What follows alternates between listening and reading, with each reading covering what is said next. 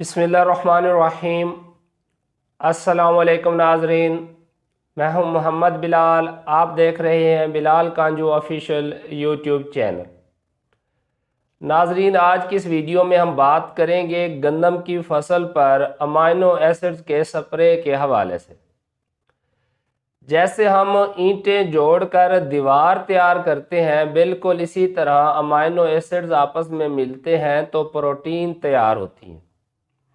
यानी जो हम ज़मीन में खादें इस्तेमाल करते हैं, इसके अलावा पौधा सूरज से रोशनी लेता है, हवा से कार्बन डाइऑक्साइड लेता है, ज़मीन से पानी लेता है, इसके अलावा जो खुराकी अज्जा है वो लेता है और अल्टीमेटली तैयार करता है ये अपनी खुराक, जो कि इब्तदा में कार्बोहाइड्रेट्स होते हैं। फिर इन्हीं कार्बोहाइड्रेट से प्रोटीन्स बनती हैं, फैटी एसिड्स बनते हैं।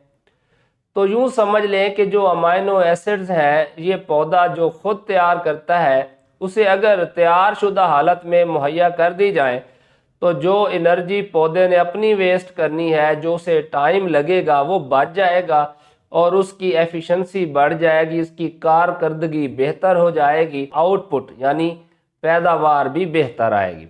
अब अगर तो आपने ज़मीन के अंदर मुतनासिब मिकदार में, यानी जितनी फास्फोरस चाहिए, पोटाश चाहिए और नाइट्रोजन खाद चाहिए, वो इस्तेमाल की हुई है, फिर ये एक ऑप्शनल है कि आपकी मर्ज़ी करें या ना करें। अगर किसी वजह से फसल स्ट्रेस में है, मसलन उसे न्यूट्रिशन की स्ट्रेस आ गई कि आपने बर वक्त जो है वो खाद नहीं डाली, इसके अलावा अमूमन जो हम जड़ी बूटी मार जहर स्प्रे करते हैं उससे स्ट्रेस आ जाती है। और ख़ासकर 15 दिसंबर से लेकर 15 जनवरी, जो कि इस साल तो थोड़ा सा मुख्तलिफ ही नज़र आ रहा है, कि जब कोहरा पड़ता है तो उस दौरान भी पौधों की बढ़ोतरी रुक जाती है। जब भी गंदम की फसल स्ट्रेस में हो, दबाव में हो, तो उस वक्त अगर अमाइनो एसिड का स्प्रे कर दिया जाए तो ये इस दबाव से बाहर भी आसानी से आ जाती है और इसके अच्छे नतायज भी मिलते हैं। मगर अगर हम पैदावार बढ़ाने की गर्ज से डिसीजन लें कि हमने कितने स्प्रे करने हैं और कब कब करने हैं, तो मैं आपको बताता चलूं कि 2 स्प्रे काफ़ी हैं गंदम की फसल पर।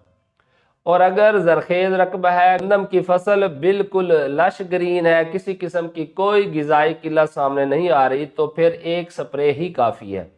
अदरवाइज़ आप 2 स्प्रे भी कर सकते हैं। और रही बात हमारे रेतले रकबों की, या जहाँ पर न्यूट्रिशनल डेफिशिएंसी होती है, तो वहाँ पर आप 3 स्प्रे भी कर सकते हैं। अमूमन इसका जो पहला स्प्रे सिफारिश किया जाता है वो किया जाता है जब पौधा अपनी यानी टिलरिंग कंप्लीट कर चुका हो। अब यहाँ पर एक चार्ट है, मैं आपको दिखाता चलूँ कि यहाँ पर लिखा हुआ है कि बढ़ोतरी का मरहला, आगे दिन, उसके बाद है मुनासिब दर्जा हरारत, कि अगर मुनासिब दर्जा हरारत मिलता रहे तो अमूमन इतने दिनों में बढ़ोतरी के ये मराहल सरंजाम पाते हैं। तो यहाँ पर आप देखें, जहाँ लिखा हुआ है पहली गांठ 71 से 86, और अगर टेम्परेचर भी 20 से 25 रहे औसतन टेम्परेचर। अब ये जो 70 से 80 दिन पर आपने स्प्रे किया, इससे क्या फ़ायदा होगा कि इसके आगे वाली स्टेज है झंडा पत्ता, फ्लैग लीफ, और सिट्टे के अंदर खुराक की तरसील में 70% तक जो कंट्रीब्यूशन है, जो शेयर है, वो फ्लैग लीफ का ही होता है। तो एक तो उसका सेहतमंद होना, ये आपको फ़ायदा देगा। दूसरा, इस स्टेज पर जब अमाइनो एसिड का स्प्रे हो जाएगा तो स्ट्रेस की वजह से घुंडियों की तादाद कम रह जाना या सिट्टे का साइज मुतासर होना वो नहीं होगा, और सिट्टा भरपूर बनेगा, उसमें घुंडियों की तादाद पूरी होगी, जिससे क्या होगा, एक पैदावारी मरहला एहसन तरीके से सरंजाम पा जाएगा।